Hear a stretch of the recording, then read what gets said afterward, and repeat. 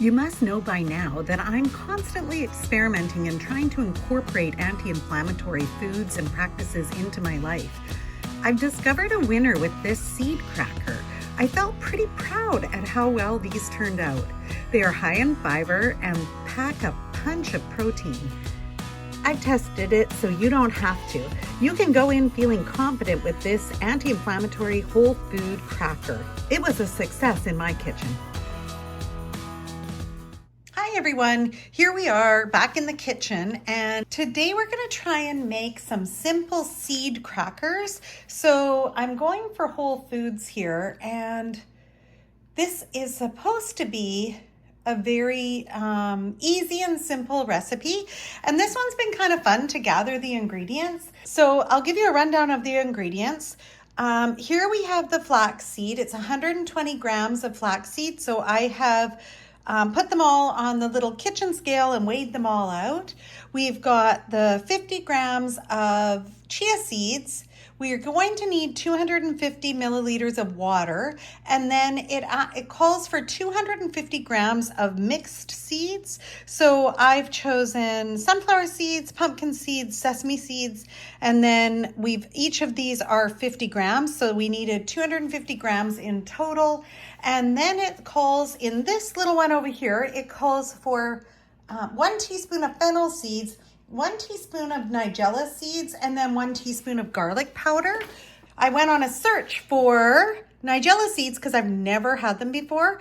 And conveniently enough, I was at the garden market and they had these, and they're super reasonably priced. And there they were right on the spice wall. So I was really happy to find them. This is a very large container, so I only needed a teaspoon, so I'm sure this is going to last me forever. So if these crackers are good, then I'm kind of excited. So anyway, I'll put a little link into what the garden market here is in Victoria, BC, because you might want to visit it if you come into town. It's kind of a fun store. So our first step is to gather the ingredients and then line your baking tray with parchment paper. We're going to cook this at 390 degrees Fahrenheit. That's 200 degrees Celsius. So I've got the oven preheating. And right now we've got to place the flax, the chia seeds, and the water, the 250 milliliters of water, into a mixing bowl. And we're going to combine them and then set them aside for 10 minutes. So I'm going to go ahead and do that right now. Okay, so just for some quick calculations, 250 mils of water is actually 1 cup. Okay, so I'm gonna move this out of the way a little bit so that you can see what I'm doing here. So I've got the water, and now it says to place the flax and the chia seeds into the water. So that's what we're gonna do. And then I'm gonna give it a stir. And I'm gonna set it for 10 minutes, to put it aside, set for 10 minutes. So right now I'm preheating the oven, and I'm going to let this sit for 10 minutes, and then we will be adding in all of the other ingredients, and then we'll spread it out onto our parchment lined baking sheet over here. So I will be back after 10 minutes. Okay, it's been exactly 10 minutes that we've been soaking the flax and the chia seeds. And so now it says that we should add in the remaining ingredients, all of the remaining ingredients, including the garlic powder. And you can put in a sprinkle of salt to this mixture. This should have formed kind of like, should be, yeah. So it should be, look at it, it's kind of gelatinous. It's kind of, yeah, this is good. Okay, so that's actually thicker than I thought. Okay, so we're gonna add in all of the ingredients, stir them, and then we have to spread them onto the baking pan. So here I go with the first bit of the sunflower seeds, sesame seeds, more sunflower seeds. Easy to stir. Yep. And my spoon's not even a strong one, but this is very easy to, okay, so far this is super easy. Here go the pumpkin seeds.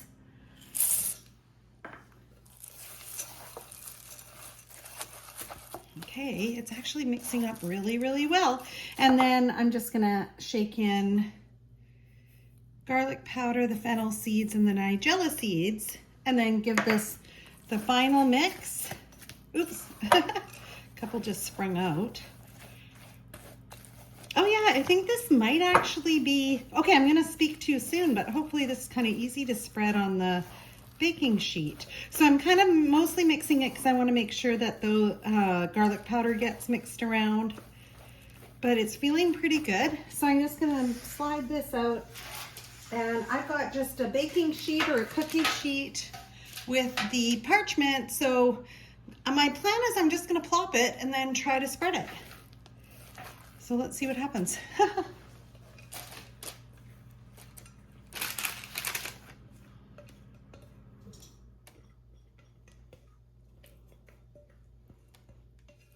Okay, so we've got it all out onto the pan, and I'm just gonna try and spread it. It also says once it's spread that you could score it with a knife, like if it will help you to crack it later into crackers. I wanna make sure that there's not that many holes because I do want this to be, I'm hopeful it'll hold together as crackers so that you can maybe, you know, put a little hummus on it or something like that. Okay, so I don't want them too thick. I think there's going to be kind of a balance here, that it's going to be no holes, but then also not too thick.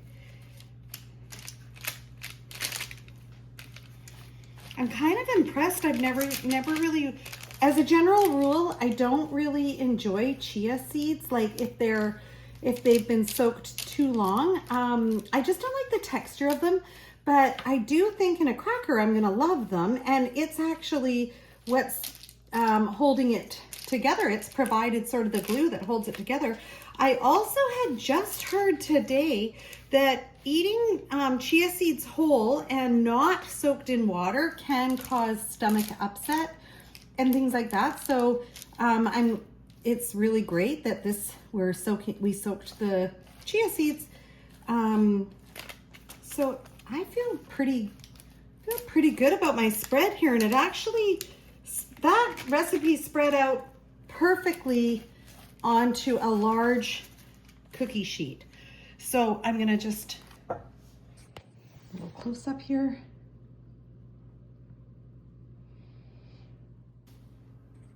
We're now going to pop the cookie sheet into the oven. It's been preheated to 390 degrees Fahrenheit, and it does say that it's going to cook for 28 to 30 minutes.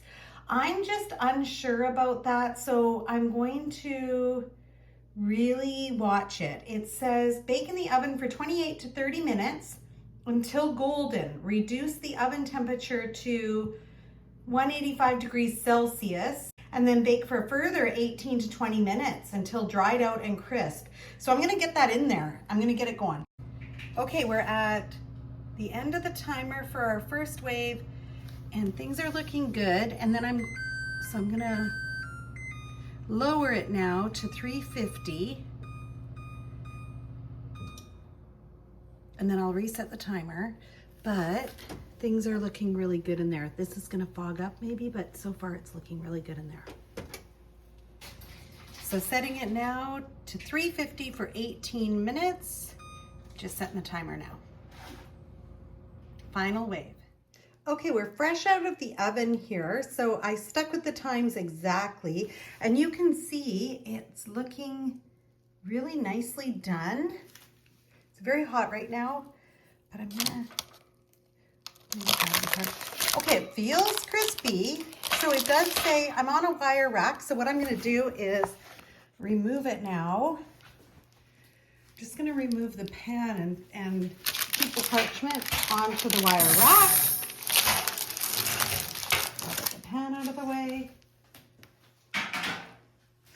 And then it does say to remove the parchment. So I'll see how we're doing. Okay, it's hot.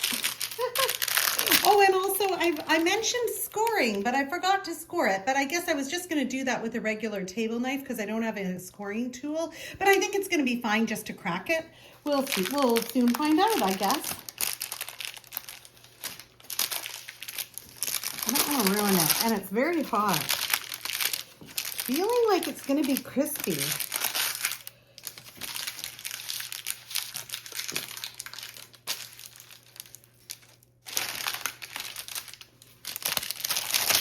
Okay, I've cracked it. The exciting thing is it's very much like a cracker. So early on, I'm gonna say this is absolutely successful, but I'm gonna let it cool down and then we will break it into pieces and then give it a try. Okay, so I have a little piece that I broke off and it's still slightly warm. It's definitely cracker, so it snaps. Oh, you can maybe even hear it. The fun part is when it's come out and it's cooling down, it's crackling. I can hear like the little seeds crackling. So I'll just let you hear this one more time.